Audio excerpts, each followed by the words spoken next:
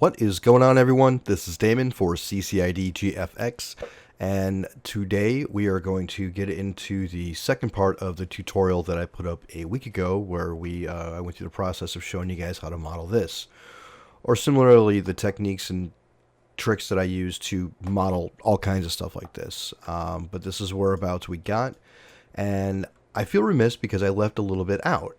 There was extra parts to that I didn't think of at the time. I was kind of just glad I got through what I got through, because doing this stuff, recording this stuff isn't always easy, and it's hard not to make mistakes when you do it. At least for me, some of the guys are pros. But yeah, so there was other elements I want to go over real quick, just to kind of give you an idea of also how much further you can take this. So you've got your basic shape here. I'm going to undock this and get rid of this, because we'll move on to the texturing part real soon. So you've got it, and you can basically keep adding on to this by just grabbing extra parts. So for instance, we're going to grab this polygon right here. We're going to hit U, P, or if you right click, you go down to split. And what that did is that created a whole, it created just that shape. So now if we were to solo that, we've just got that shape, which is really cool. Sort of. You're like, where's he going with this? So what we're going to do is we're going to extrude that guy. We're going to click on create caps, extrude them out a little bit. And we're going to hit I. Well, actually, what we're going to do is I want to bevel this corner here. So we're going to hit, remember, MS, or right click and go to bevel. And we're just going to bevel this guy a little bit, maybe about 5, just to get cooler shape. Actually, we're gonna bevel this guy too. Alright, I'm liking that a little better. And then click back on polygon, and we're actually going to go on this side of it, because you'll see in a second when we actually go back into the whole shape. So I'm going to hit I for inner extrude a little bit, hit D, but make sure you uncheck create caps, because that'll mess up your geometry when you're trying to bevel later. Extrude out a little bit.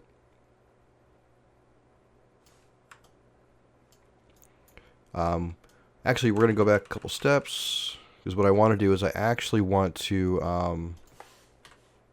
grab both of them. I want to grab that one and this one, just for symmetry's sake.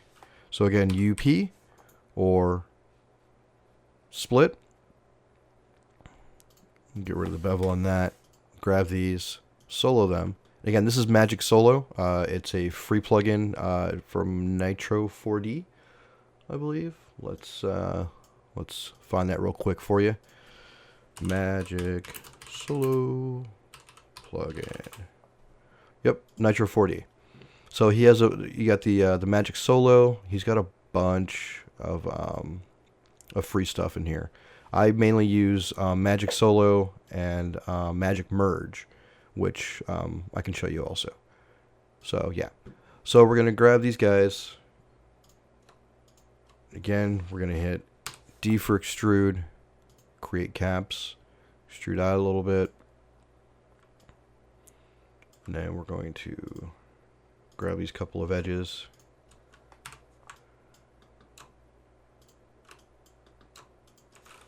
MS for bevel, hit new transform.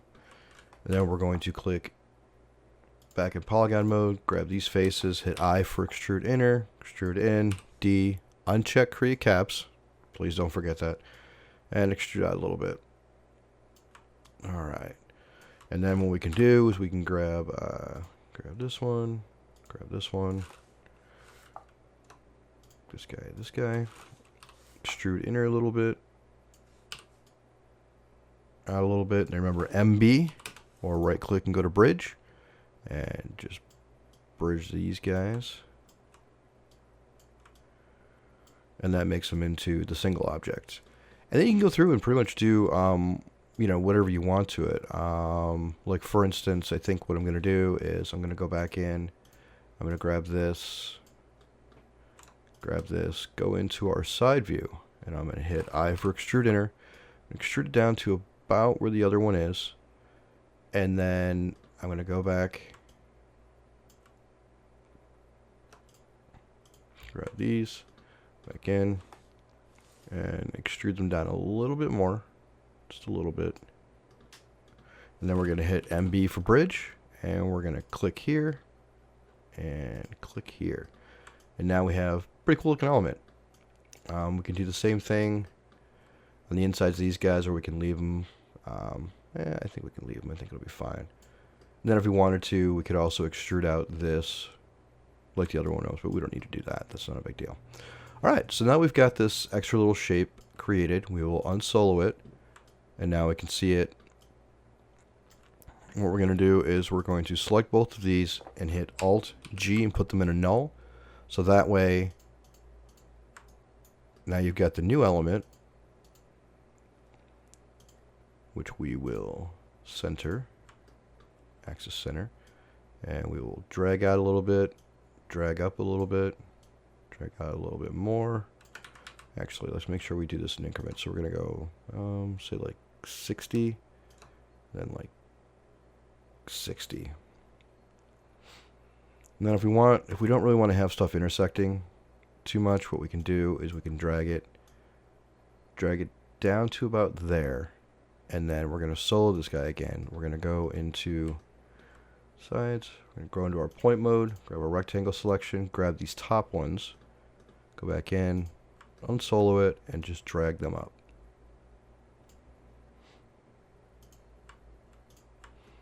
And now we've got a whole new element. Of course, it looks like it's not completely even. So let's grab this guy and maybe drag him in a little bit. Doesn't have to be perfect, honestly. Again, it's totally up to you.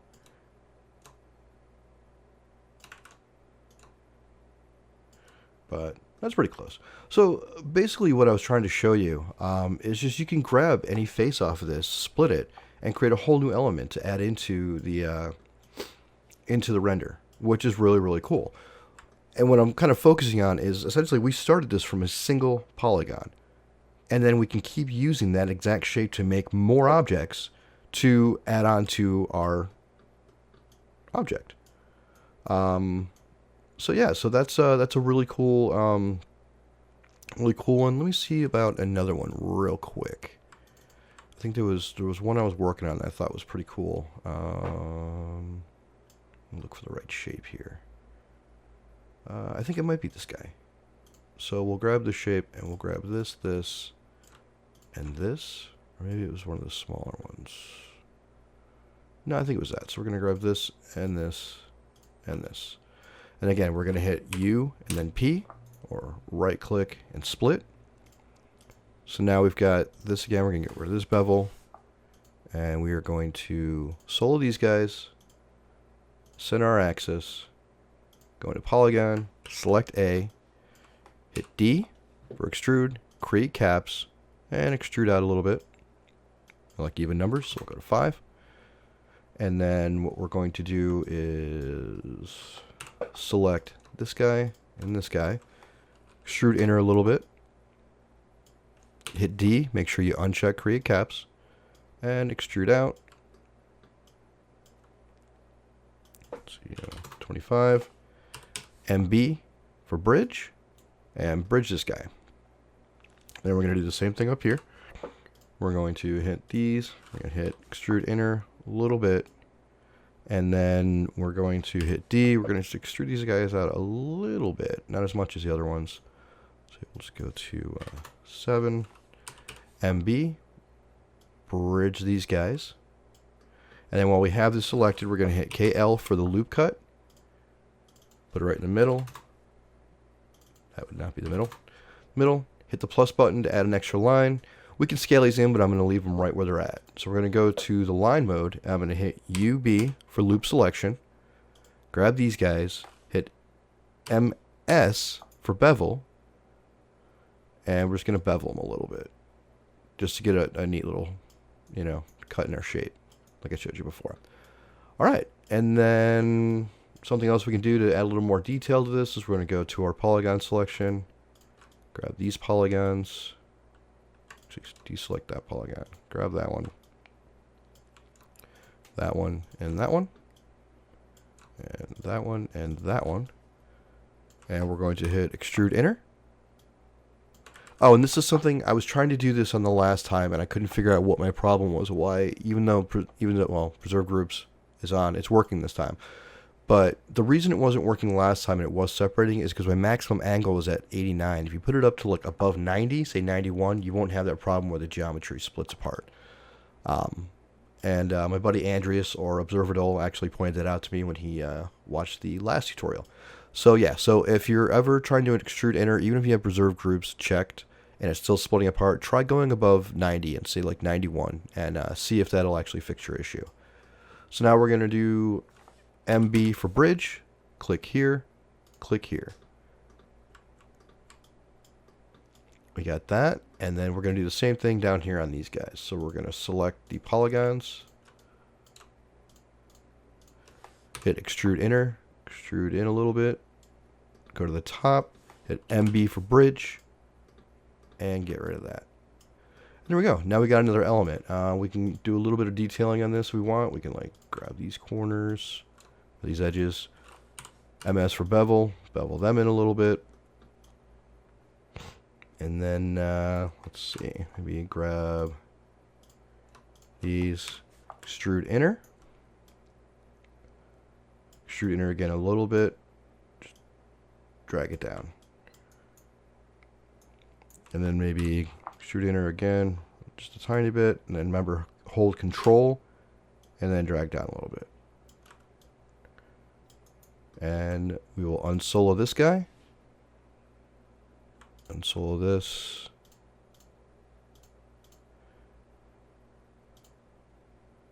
Grab our new piece. And then, let's see. Let's zoom out here a little bit. I think, yeah, we can go in 20, in 20. You can scale it down a little bit. And then I think we can drag it up. And see, it doesn't really matter if it's intersecting because it looks like, you know, it's a piece of machinery. So it kind of can sit there. I mean, if you want it to be resting right on top, that's fine. You could even go in and extrude down that bottom part there if you want to. But it's not really necessary. I mean, this is abstract. It's not supposed to be exact science here. So yeah, so now just with a couple of split faces, we created all new geometry to add into. And you could just keep going and going. But for the sake of timing, I'm going to move on and get to the texturing and lighting and setting up the camera for this. So you have obviously limitless options for your camera angle. I mean, you can go straight on. We can get our camera, move down 90, move it up, turn it on. And that's pretty cool looking. You could grab this whole thing, like I showed you before, right click, go to current state to object, and scale the whole thing up. Move it back a little bit, scale it up a little bit more. And you know, that's a really cool just look just on its own. If you want a straightforward kind of object, I'm going to make a copy of this camera, and then I'm going to, you know, kind of zoom in. I'm also going to change the focal length of the camera. I usually like 20 or 15 because you get to like kind of like these extreme angles for it. So we have the choice of, you know, this or this.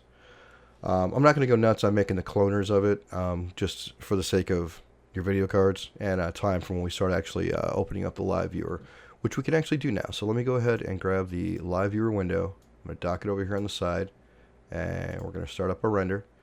And there you go. You've got a basic idea of kind of the framing, how it's going to look. You want to figure out what your focal point is, because if you're going to use any depth of field, you know, obviously I would figure it would be like the center point, you know. You also want to kind of maximize, you know, how much of this thing you're actually seeing. So if we were to go in here, I'm going to do all my camera settings here in the tag. I generally like to go to linear just to start.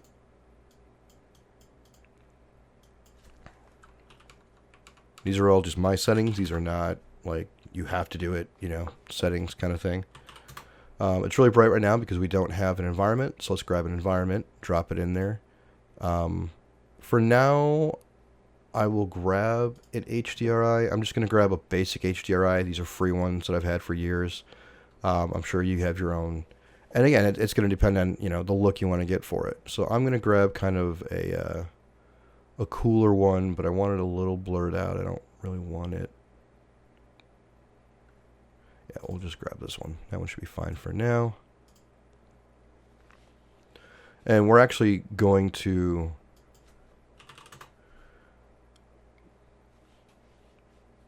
let's see. Let's try and light this a little. I think what we're actually going to do is we're going to shut this off first. Shut this off, and then we're going to maybe we'll go with a targeted area light. I have a different setup on this one. So if you go to Objects, and go to Lights, and go to Octane Targeted Area Light, make sure you have your main object selected, and now you've got a light in there. So we're gonna get this. Let's see, visibility, camera visibility, and then it's way too bright, so we're going to go down to 10 just for now. I like to use round lights, and we're going to scale that down considerably. And then we're going to go out of camera, and see that's why it's so bright, because it's way too close. So if you take it way out, then we can maybe bring this up a little bit. Now the textures are going to actually affect how this looks and how it's lit a lot, you know, because you're not getting, right now you're not getting any kind of specular, you're not getting any highlights, and I do actually have to go back in, like for instance, right now the bevel's not on the main object. That changed a little bit, but again, you're not going to notice until we really get this thing fully lit and fully textured. All right, now that we got those new bits modeled, I want to do a couple small things to help us. If you notice in the middle here,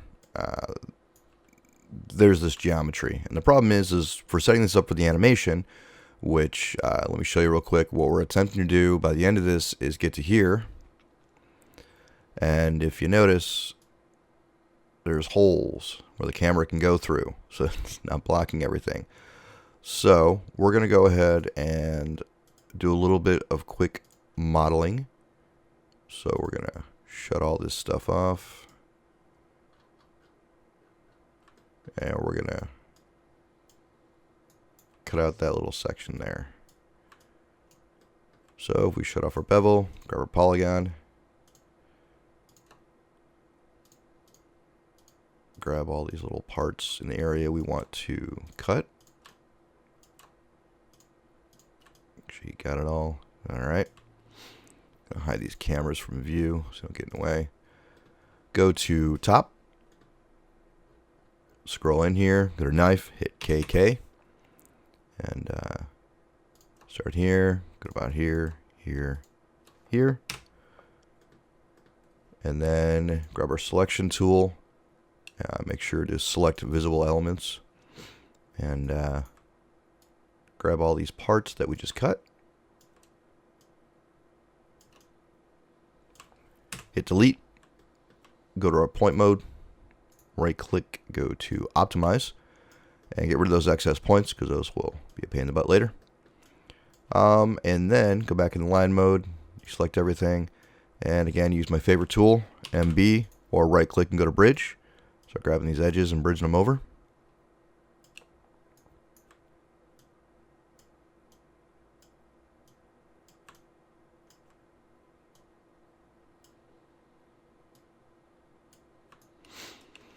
And then we're going to clean up some of the geometry again. So if we go to line mode and get our selection tool, click on our selection. So we're going to add these in.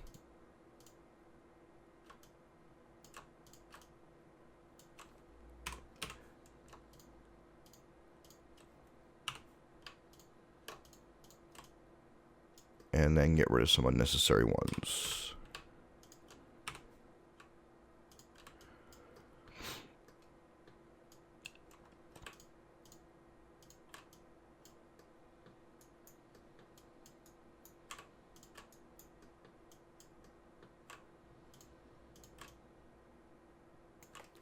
Then hit V, select, and set selection. Turn on our bevel. And now we got those guys beveled the way we want. And then if we turn on our geometry or our symmetry objects, you can now see that we have a nice hole to go through with the camera.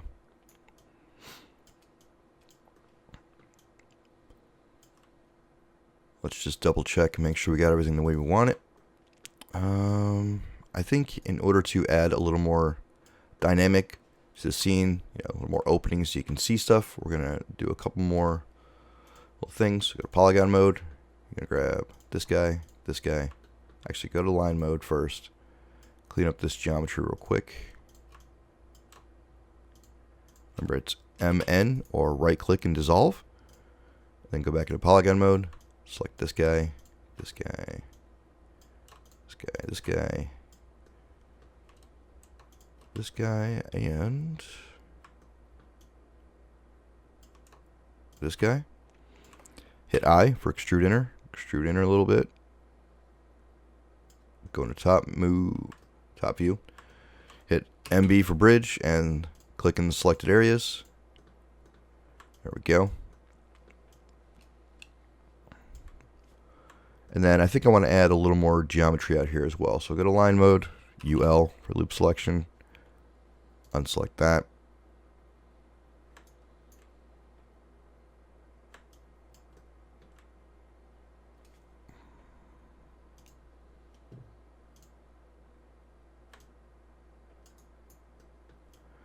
Or not, it might actually not be necessary. Actually, I do want to bevel these guys. Notice that from before. Kind of annoyed me. So we're going to go to MS, bevel it up about 5. Should be good.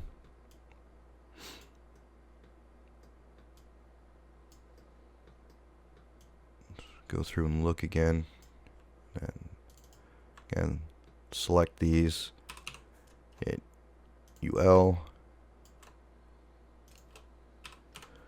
UB to select on the inside of them. This isn't really necessary. It's just nice to get in the habit of having, bevels on stuff. It just looks nicer. But the way this is going to be flying past the camera, you're not really going to notice. Again, it's more of a personal thing, of what you want for your design and how you want it to look. I would say in this case, there's no real wrong way to it. All right, and again, hit V, select, set selection, trying to bevel, and we got those bevels in there. It looks nice. Now what we're going to do is we're going to create a little bit of geometry to create our lights, because we're only actually going to have 2 lights in the scene. The rest of it's going to be lit by emissive textures on the object itself. So if we go back in, go to polygon mode, UL, and grab that,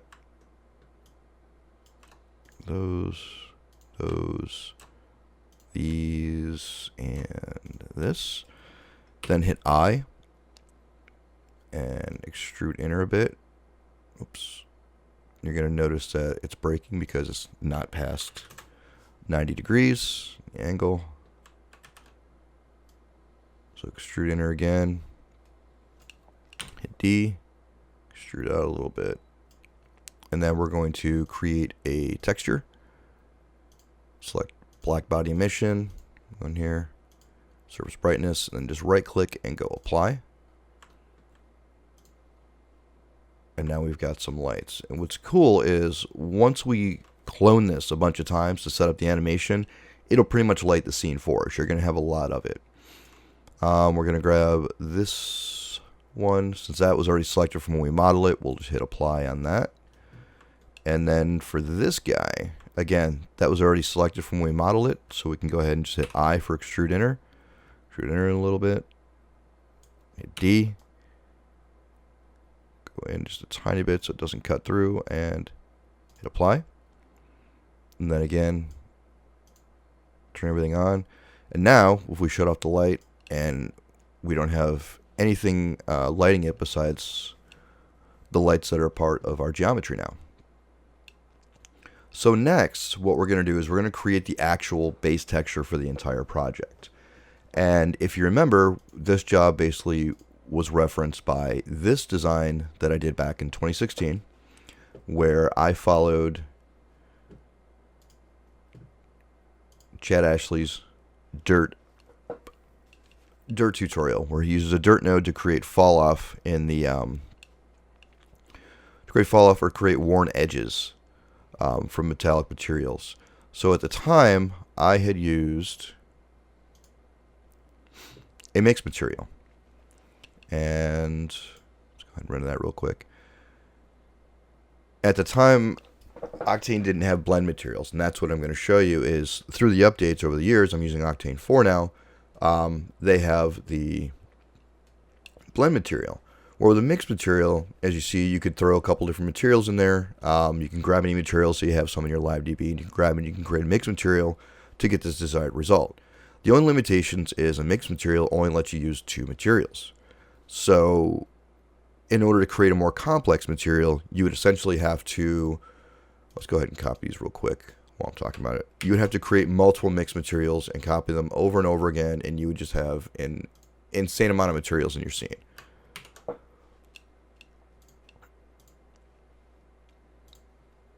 Let's go ahead and get that going.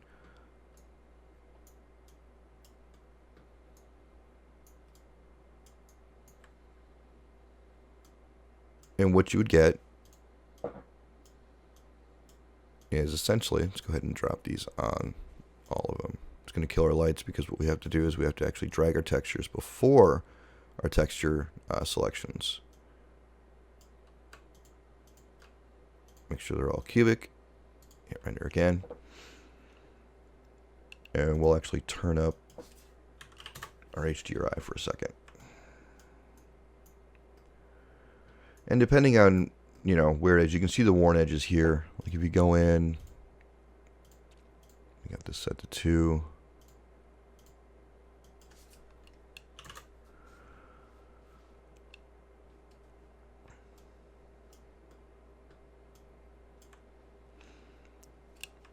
It's showing up more on there. But basically, let's go ahead and also add in our bump texture that was in there before. Get the idea of it. And a lot of where this is going to show up is going to depend on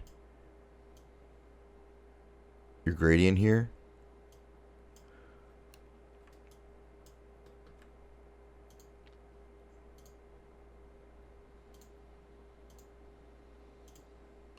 But you can sort of see it in there a little bit. So what we're going to do is we're going to recreate this with a blend material.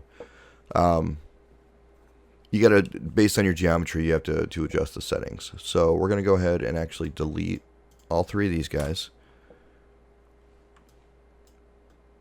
And I'm going to come over here. I have these presets set up, but basically what you do is you go to materials and you would go to Octane blend material. And then we'll go ahead and apply these to all of our materials or all of our objects.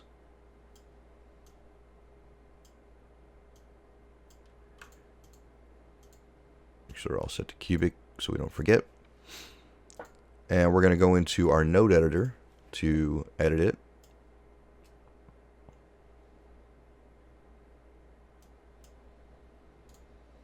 Make this a little bigger. And how the blend material works is it's not like with the mixed material where you can just drag and drop a couple materials into slots and it'll mix them. You actually have to create the materials and then blend them with this Octane blend node. You can use a ton of different materials. You can create a ton. For this purpose, we're only going to be doing 2. And then we're going to create a matte, drag this up, drag this down. Also, what I noticed through experimenting with this is the difference between a mixed material and blend material is in the mixed material, the base black paint that was scratched away would have been in the first slot, and then the metallic worn edges that shows up underneath would have been the second slot.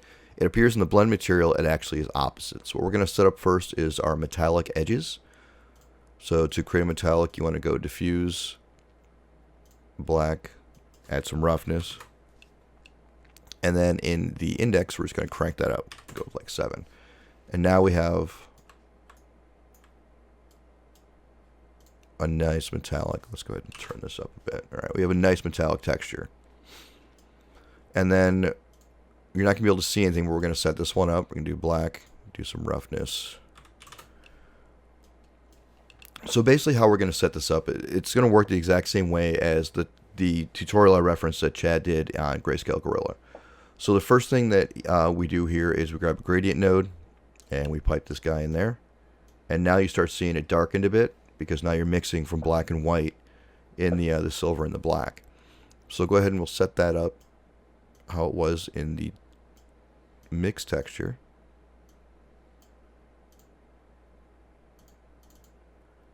Set this to about 50 and grab another white one. You're not really going to see a lot of it yet until we get the next part done, which is going to be the multiply node. So we're going to drop texture. The multiply is what's going to help us mix our dirt node and our noise node.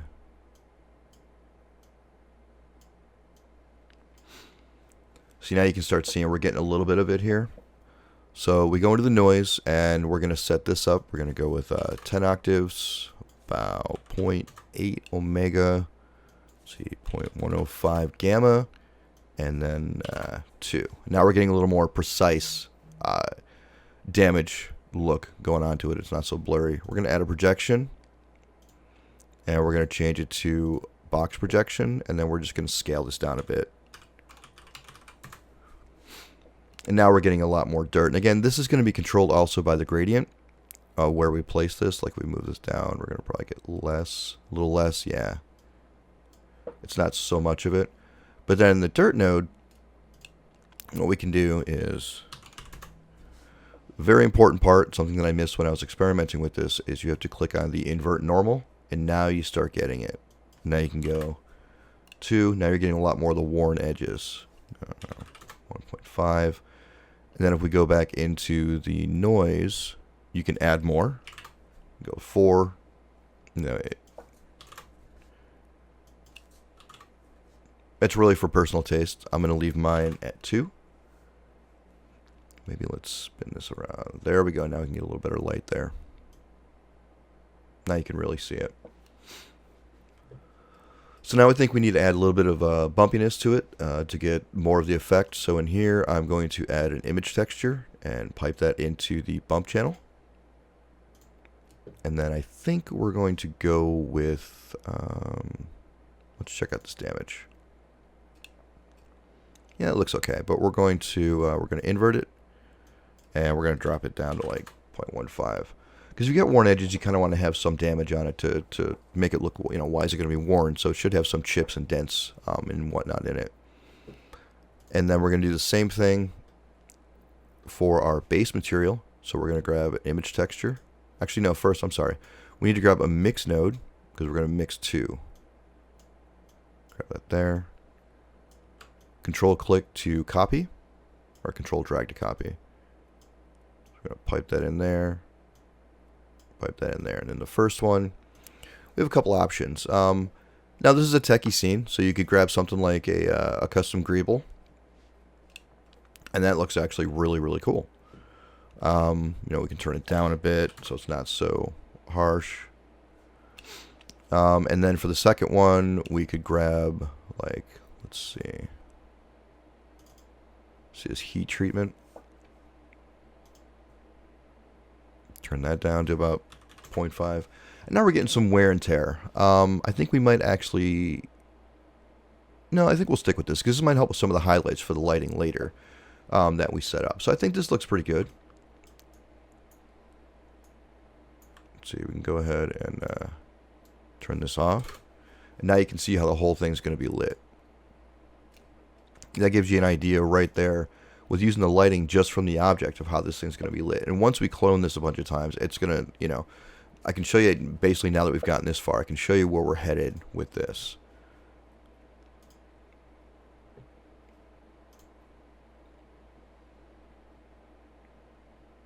See, once you clone it, you get a lot more lighting. And these accent and pick up a lot of the highlights, and say you're using the greeble texture, you're going to have a lot of little extra highlights from the lighting depending on where you position it. So what we're going to set up now is the animation, and this is kind of what the plan is for it to look like. So let's hop back over there and set this up. We're going to go into the side view, and I'm going to grab the pen tool, and I am going to draw a spline.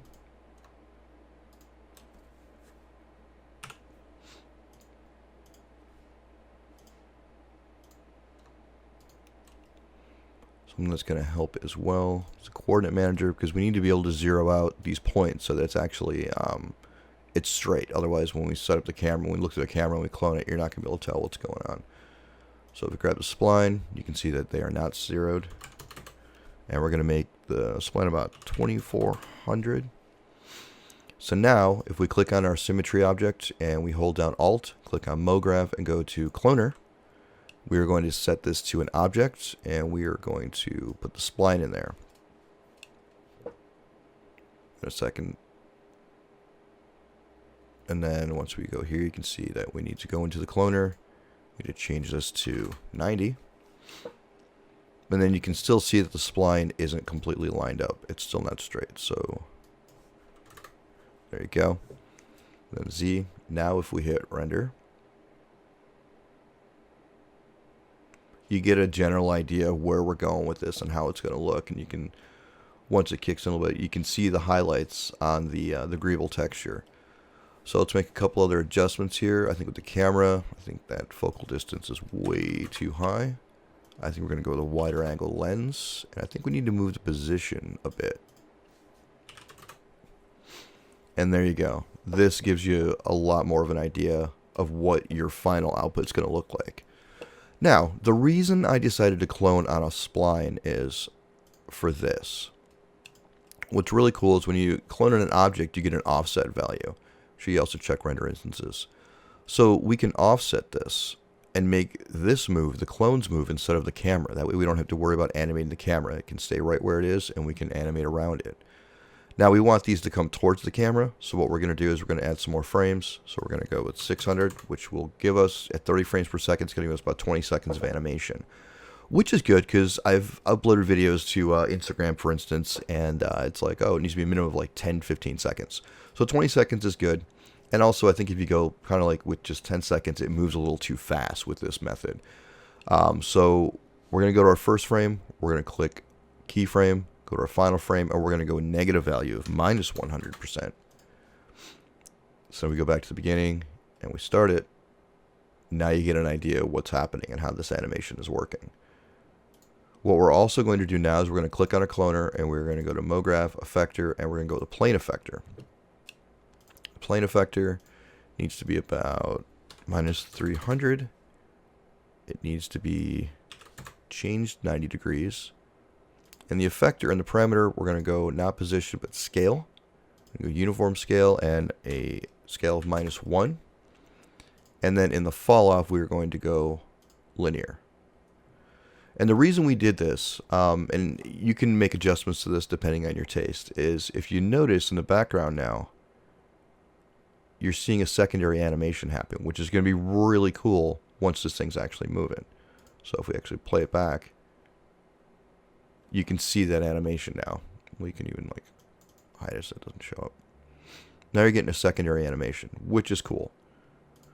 So the next step we're going to do now is we're going to take our cloner and our spline, we're going to control, drag, and make copies. Make sure you click on your cloner, replace the spline, because we're going to make adjustments to the spline. Basically what we're going to do with this spline is we're going to move it 45 degrees and we're going to flip it 180 degrees. So now we got an even more complex organic animation, which is really cool. Because once you really get and find a good scene, a good shot, render, you can see it's getting more complex. And I think we're going to set up our render settings at the moment as well. So I like to use Camera Imager in the camera tag. We're going to go with a linear profile, about 0.5. Brighten that back up. You can go, brighter if you want. You always want to kind of stick with the 2.2 depending on if you're using EXRs, but this will work for now. Do some highlight compression. White point down to black. Add some vignetting. Go down to, I always go to 0.5 on my hot pixel removal. It's just standard settings I do. In the actual Octane settings, we are definitely not going to render at that.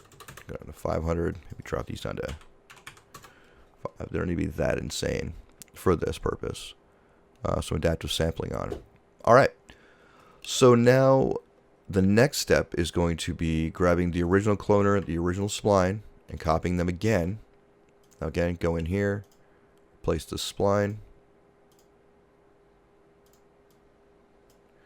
And for this one, what we're going to do is we're going to grab this null that has all of our main base shapes in, and we're going to shrink it.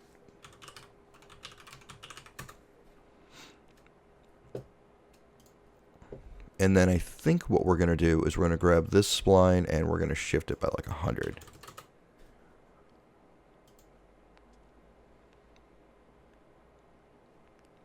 So now if we look at the animation,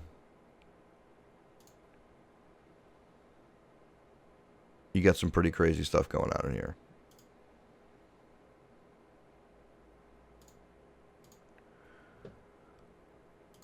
One thing I also want to make sure I go over real quick, because I've done this a lot, is when you're working on heavy scenes like this, a lot of times we all know Octane crashes. All render engines crash. It happens. Cinema 4D crashes. It's just part of what we do.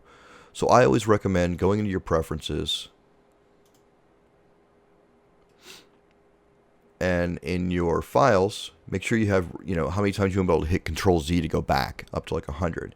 Have your autosave, set it to at least like 10 or 20 minutes. That way it autosaves for you. And then in the memory, also your undo depth, your files is the amount of recent files it's going to save for you. In the memory, you can go up to 1,000 Control Zs, which is always good to have. So I always recommend going to autosave, because you'd be surprised. What's really cool is it'll create a backup. Say it crashes and you have it set to the project directory, it'll create a backup folder.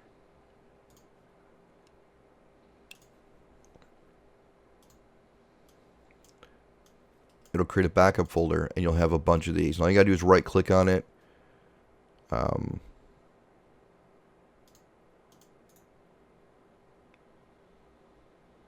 Users open with, but if you double click on it, it'll give you an option.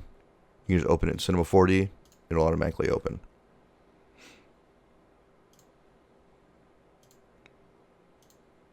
So we'll just close that guy. So yeah, so you always want to have autosave enabled, because that's just a lifesaver, especially when you're working on big projects like this.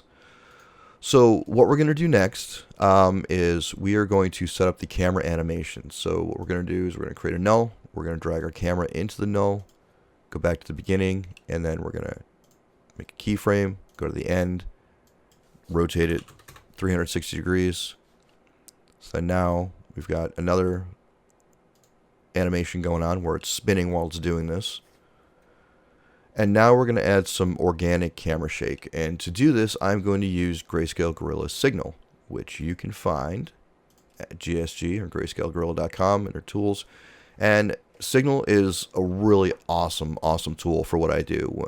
Doing a lot of loops, doing a lot of tour visuals. It just makes things so much easier for looping animations. And there's so many other... It goes way deeper than just doing like looping animations. It's a great, powerful tool. I recommend picking it up and using it if you're going to do this kind of art. Also, for some of the textures I was using, I didn't want to skip over this. For some of the textures I was using, for more of the surface textures, this guy Marco on Gumroad has these packs. He's got this free one that's pretty decent, and then he's got these other two packs. I think like, I don't know, cost like $10, which is totally worth it if you're doing a lot of grungy, dirty kind of stuff. So I recommend picking this up. I'll try and include these links for this tutorial, for Signal, and for this in the video description. So what you want to do is you want to select your camera. If you have Signal installed, you want scripts, user scripts, Signal scripts, presets, and for this I'm going to use the PSR Vibrate. I'm going to get rid of the scale because we're not scaling anything.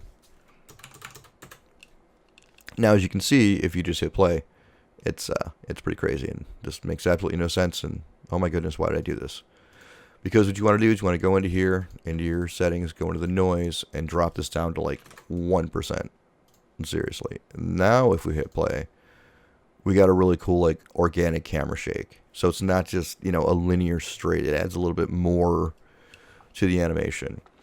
So now that we basically have this set up, what I want to do is maybe add a little more color to it, if you will. This is looking pretty good. We got a lot of lights. It's lit up pretty well, but it's kind of monochromatic. So let's go into a different view. Let's grab a couple lights. Pull this guy over here. Make it a little bigger.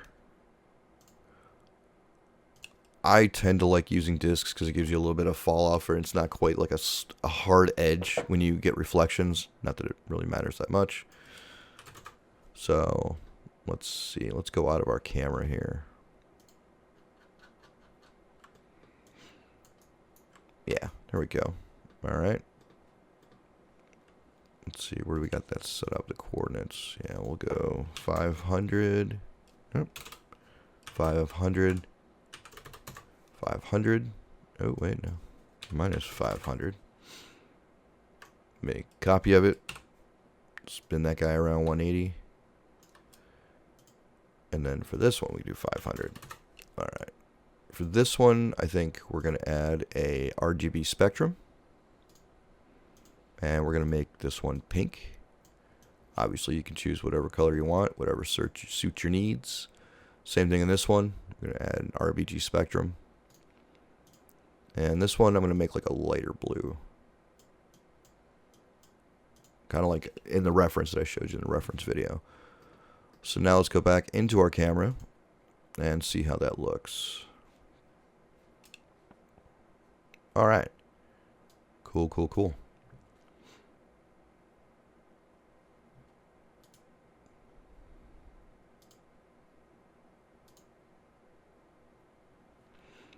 Maybe let's make these guys a little wider. So let's see. I don't know. See how much that changes.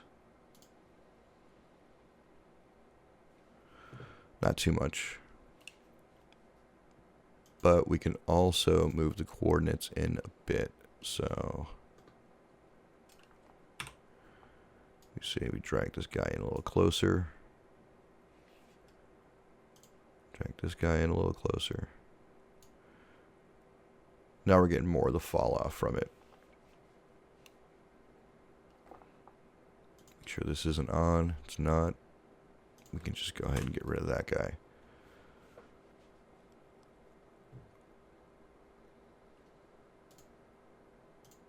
So let's set to that.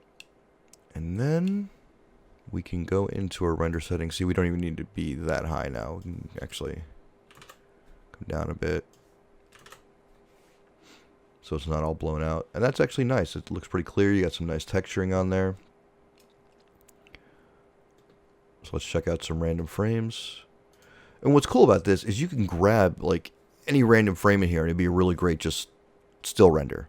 I mean, the animation is going to be cool and it'll look great, but you can go through and you can find certain points and you're like, oh wow, that's pretty cool. I actually like that. You can change your camera. You know, you can zoom in or out if you want. But all in all, I mean, that's pretty much the effect.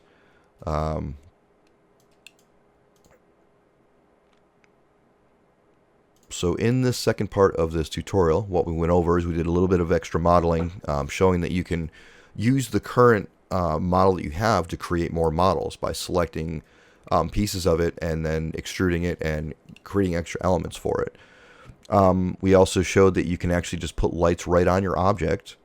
So that way you can light your scene with little to no lights because you already have emissive textures. We went over how to create a worn metal texture in a blend material, transferring over from a mix material that, again, I did using Chad's tutorial here and just did it in a blend node or a blend material.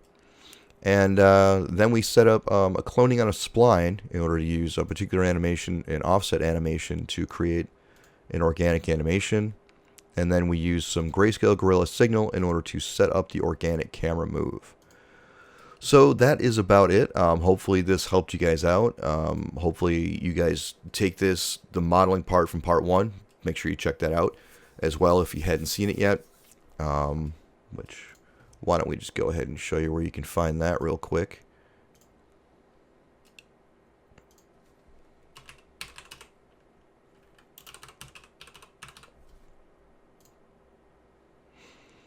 Here's part 1 right here. I also have a previous tutorial on doing some other modeling and texturing. And also check out the motion design community. We have a Discord where I'm a mod. There's a bunch of people from beginner to expert in there, always answering questions, helping out. You can also check out some other tutorials on their site. And yeah, so any questions, comments, concerns, suggestions, anything you'd like to see me try and tackle or cover in a future tutorial, hit me up and let me know. Once again, I'm Damon from CCID GFX, and I guess I'll see you guys next time.